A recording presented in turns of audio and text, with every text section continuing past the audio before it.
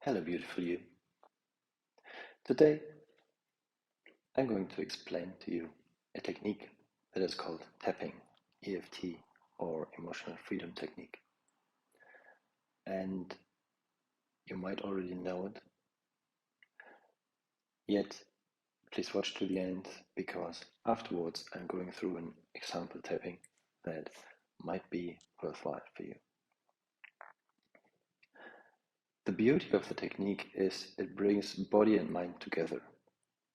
Like many techniques are either working with the mind or with the body. Yet our beliefs, our stored pains, our stories is not really only stored in the mind. It is stored in mind and body together on the one hand, and on the other hand, we can use our body to change our mind. Our body actually often changes our mind anyways. If it's about awarenesses that we get through our body, or if it is just a mood that is created by chemicals, and not our thoughts are creating our mood, but the chemicals are creating our mood, and they just attract the thoughts that we then choose to think. Anyways, so what is fascinating about the technique is it wasn't created, it was channeled like many techniques. But afterwards, as people saw how effective it is, also with very physical things like, for example, shoulder pain or headaches, there were studies undertaken that afterwards tried to explain how it is possible that it works. And the explanation is as follows. On the one hand, we are tapping through Meridian endpoints. Like the technique is that we tap through points. I will go through the points one by one in a moment. And that calms the body down. That calms the nervous system down. Everything relaxes. At the same time, we are thinking a thought that arouses our nervous system. So what is happening now is that we have a conflict in our body, between our body and our mind. On the one hand, the mind wishes to be aroused, wishes to be anxious, while our body is completely calm. And that conflict leads to new creation of synapses, to an override of the anxiety, and therefore it actually changes something in the body-mind while tapping. On the other hand, it can also be used to program ourselves to have beliefs that are more serving us, because it is very trance-inducing, and the calmer we are, the less effective is the part of the ego that tries to keep stuff out of our being. It doesn't mean that we can break anything, as every time we watch TV we go into a deep trance and we program ourselves. It means using it constructively is very effective. So it begins with a setup statement. On the setup statement, we tap on the karate choke point. And the setup statement is very relevant because this sets us up with the intention of pouring love and acceptance into our life and ourselves. So, for example, even though I do not completely love and accept myself, I love and accept all of me. There might be a few statements, and during those statements, we keep tapping on the karate choke point. And whenever I say something, you repeat what I say. That is why I'm doing a little bit of a break. And the idea is that you say it out loud. If you're around people, that might seem strange. And tapping without saying it out loud, just repeating it in your head, might also do something. Yet I would recommend either finding a space where you can say strange things to yourself, or just getting over that other people think you're crazy. So Then at one point I will say through the points, and then we tap through points. One is the eyebrow point, which is the side of the eyebrow. Then the side of the eye, which is the bone that is next to the eye, and we always tap slightly. Then under the eye, which is under the eye, under the nose, chin point, collarbone point. Collarbone is not in the middle here, but to one side. You can just choose one. Under the arm, which is where the bra strap would be, and top of the head, and then around in circles.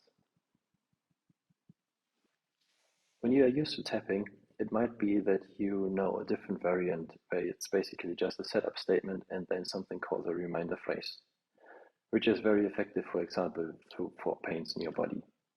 For example, if you have a sore shoulder, you would just say, even though I have a sore shoulder, I love and accept all of me, and then go through the points: my sore shoulder, my sore shoulder, my sore shoulder, my sore shoulder.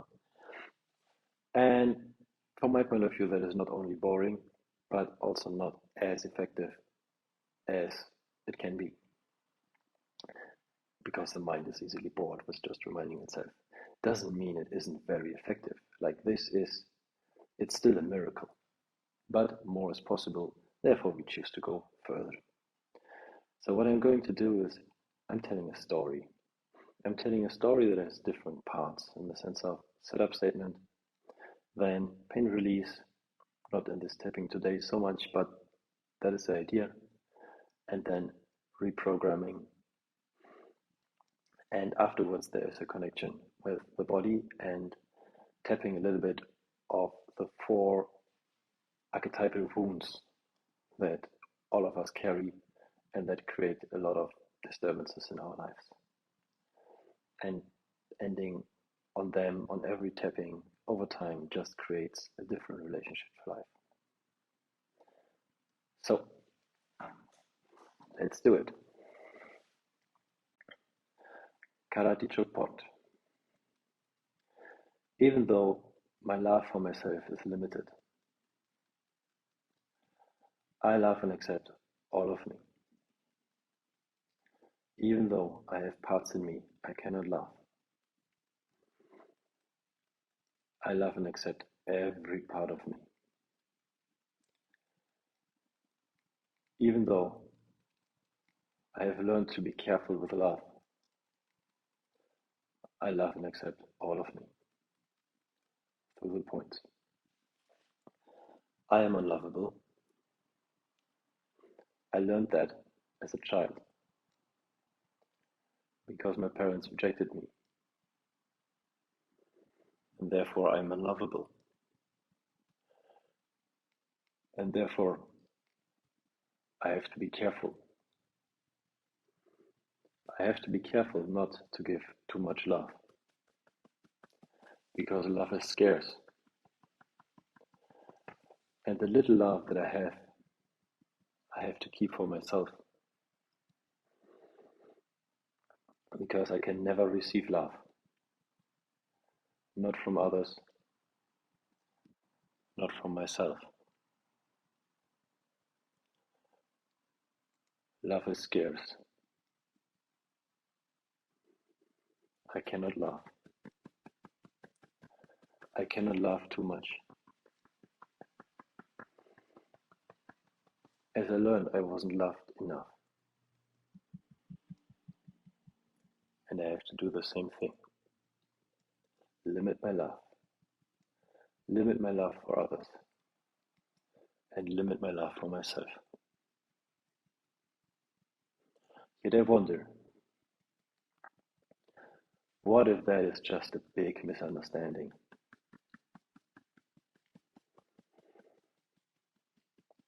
What is if actually my love is unlimited?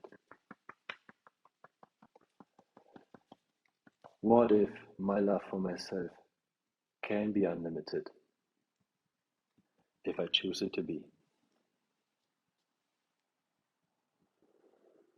What if deep inside of me wells the source of love.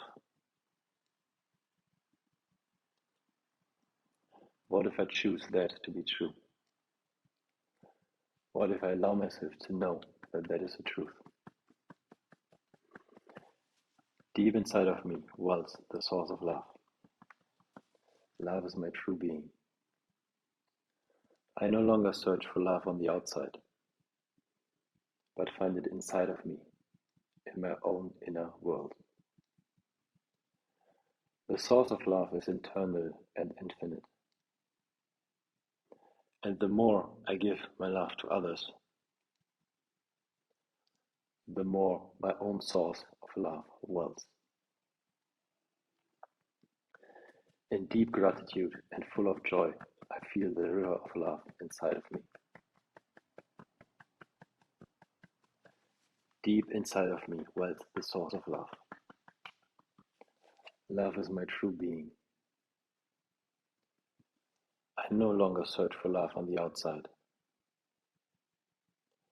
but find it inside of me, in my own inner world. The source of love is internal and infinite. And the more I give my love to others, the more my own source of love wells. In deep gratitude and full of joy, I feel the river of love flow inside of me. And I love myself. I trust myself. I appreciate myself. And I acknowledge myself. I love myself. I trust myself. I appreciate myself. I acknowledge myself.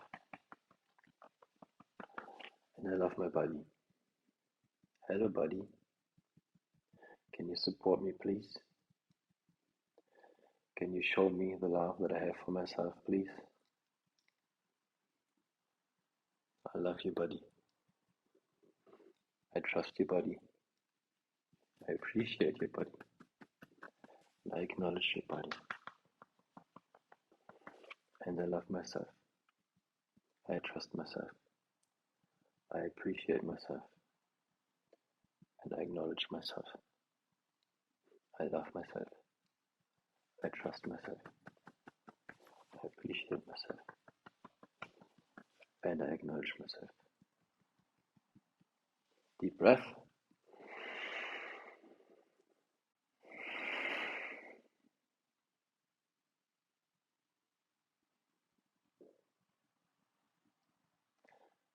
I wonder what would happen if you practiced that tapping just out of fun for the next 7 or 10 days, every day. Who knows? I wish you a wonderful day.